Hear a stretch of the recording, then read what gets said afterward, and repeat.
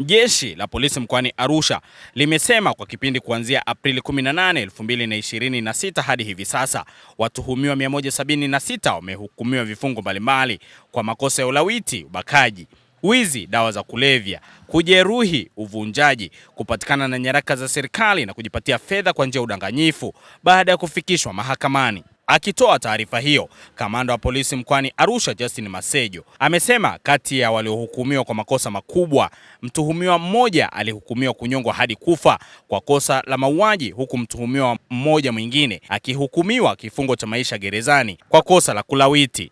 Hali ya ulinzi na usalama katika mkoa wa Arusha kwa kipindi cha kuanzia tarehe 18 mwezi wa 4 mwaka huu hadi sasa ni shwari.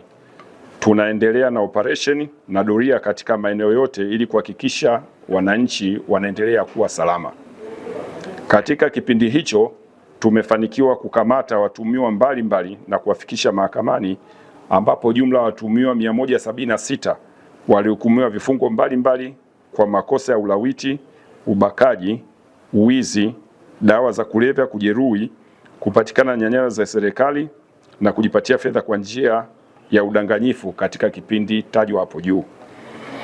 Kati ya waliohukumiwa kwa makosa makubwa, mtuhumiwa mmoja alihukumiwa kunyongwa hadi kufa kwa kosa la mauaji, ambapo mtuhumiwa mwingine pia alihukumiwa kifungo cha maisha gerezani kwa kosa la kulawiti. Watuhumiwa wawili walihukumiwa miaka 30 kwa makosa ya kubaka na watuhumiwa wawili walihukumiwa miaka 20 kwa makosa ya unyang'anyi wa kutumia silaha na kupatikana na nyara za serikali.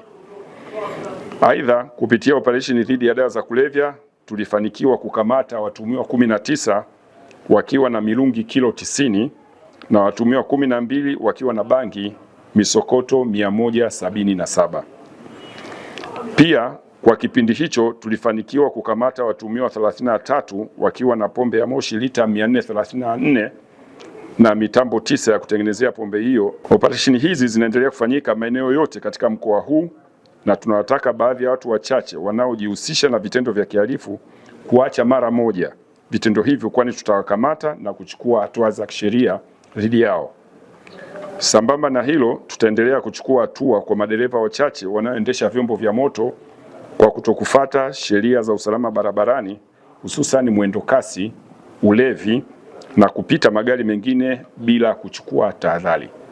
Mwisho, Jeshi la Polisi mkoa wa Arusha linaendelea kuwapongeza wananchi wote wanaotoa taarifa za uhalifu na wahalifu katika maeneo yao, hususan katika kipindi hiki tunachoelekea msimu mkubwa wa utalii katika mkoa wetu wa Arusha.